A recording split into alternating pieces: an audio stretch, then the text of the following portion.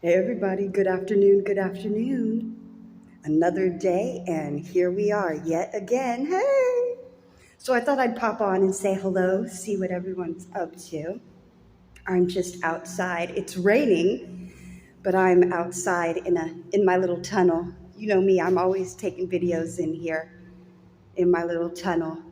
So I'm out here getting my smoke on. I just got off of the phone with my good friend. So I'm like, okay, now it's a good time to just say hello to the world and see how everyone's doing. Today I am hoping to have a good day. So in order to do that, I have to have the right mindset and be in a position, to receive that. So you got to make sure in life that you put yourself in position to receive your blessings. So make sure that you're doing whatever you need to do to get yourself in the right spot. Because I know how hard life can be sometimes. It can be so fucking hard to where you just want to give up. You're like, fuck it, I'm just ready to die. Or maybe not that extreme, but maybe yes, that extreme, depending on who you are and if you have depression and suicidal tendencies. I guess but it could be difficult because you feel like nothing will help you. You feel like there's no hope, everything is just done. And that's not true. You're still breathing. I know it's hard sometimes, but you're still breathing, so there's still an opportunity. So I am trying to put myself in position to receive my blessings, right? I'm not like expecting huge miracles, but I do know that it starts with me in that I have to want it. I have to be willing to make the change. If I want to have a good day, but in my spirit I'm feeling bah humbug, well, it's not going to work. I got to put myself in position. If I say I want better, I have to position myself to receive better. A renewing of the mind, a constant renewing of the mind. Man, my deliverance was epic. Talk about I don't really want to get into too much of that in this video, but when I went through deliverance, I was in Oakland. I was going to East Oakland. Oh, hold on, my phone just, okay. Sorry about that. I had a message just come in because I'm expecting a phone call. Um, But my deliverance was really intense. Some people don't believe how intense the deliverance can be. Whew. Have you ever been to a church and seen a deliverance? Have you ever seen anyone levitate off the ground?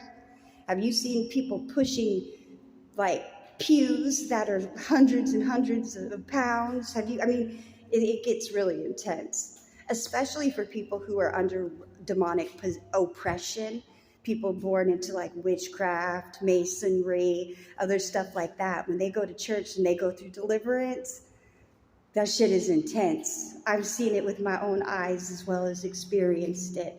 Maybe someday I'll share my story with that when I'm ready, because I'm still processing everything that happened. With my deliverance, it was so intense that the church congregation had several people record it.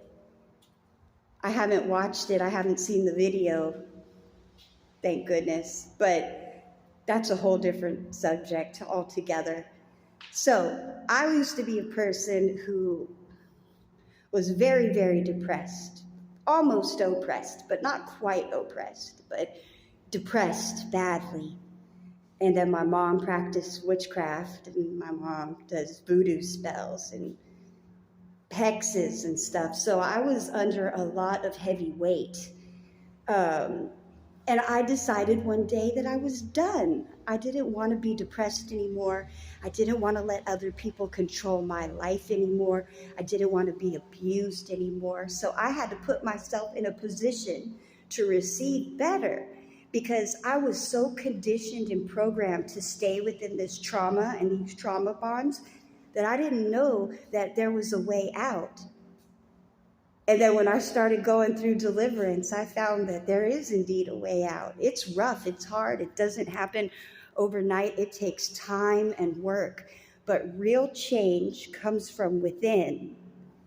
You got to want to change. You got to make a change in your soul if you want to have a different outcome. You know what I mean? I know it's easy sometimes to set a goal and say, I'm going to accomplish this and do this, or a New Year's resolution or whatever.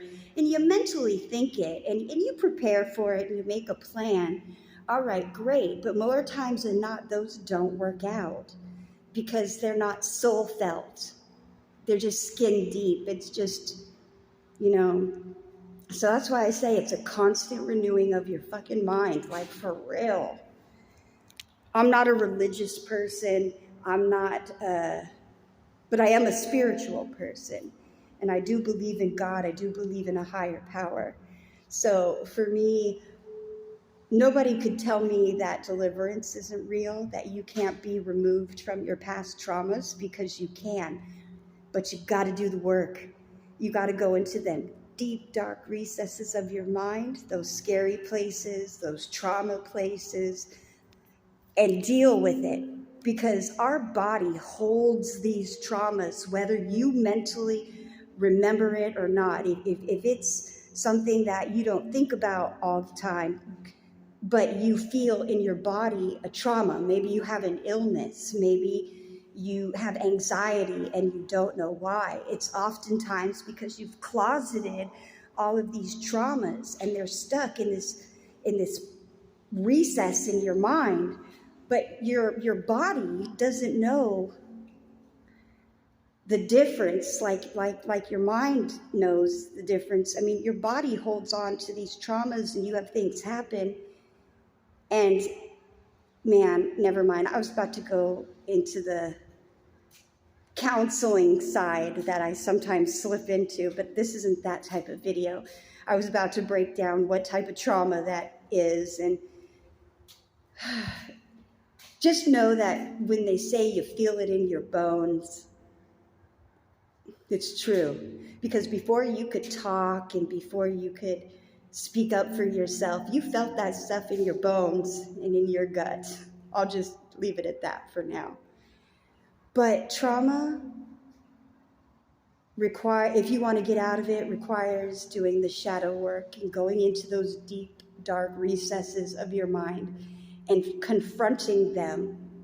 The hard part is not, because you don't want to relive them. You're not re-experiencing them and re-traumatizing yourself again.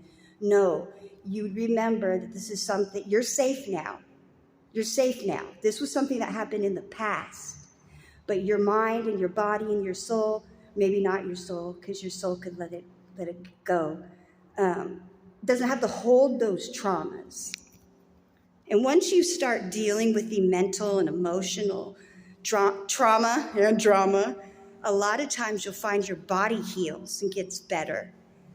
Like it's common for people who have a lot of abuse to have seizures. A lot of people who have mental disorders have seizures because it's a misfire in the brain, a synapses. Well, where did that come from?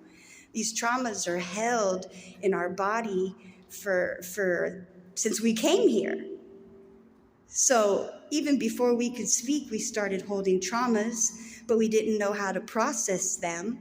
Well, many of us, not everybody, but a good majority of people. I know I talk a lot about trauma and depression, and that could be a real drag and a real bummer, but it is a real fact of life, and it's one that I think needs to be brought to the forefront and dealt with. So I choose to, like an idiot maybe, publicly display mine, ta-da, as I'm working through it. But that's because I have faith I'm going to work through it. I don't live in my trauma. I'm overcoming the trauma. Now, does that mean there's still not drama and stuff around me? No, it's still there. I just have to deal with it differently and not let it affect my soul. You get away from the stuff that you can, and then certain things you can't necessarily fully escape. Like me and my mother, I love her from a distance. I don't talk to her anymore. Maybe once a year or so, she'll send me a message, sometimes nice, sometimes a threat. Just depends with her. You never know. because she's a narcissist and she loves to gaslight people. So sometimes she will call people when she's bored just to mind fuck them and to make them feel like shit. She's really weird. So you never know. But I talk to her maybe once or twice a year. I choose to love her from a distance. It's okay to do that with people. You know, just because people are family, if they do you dirty and continue to do you dirty and don't show any signs of remorse or change, sometimes you got to cut those people out and love them from a distance. I mean, I know a lot of times it's family and you love them and you feel guilty because you don't want to let them go. But sometimes for your own sanity and peace of mind, you have to.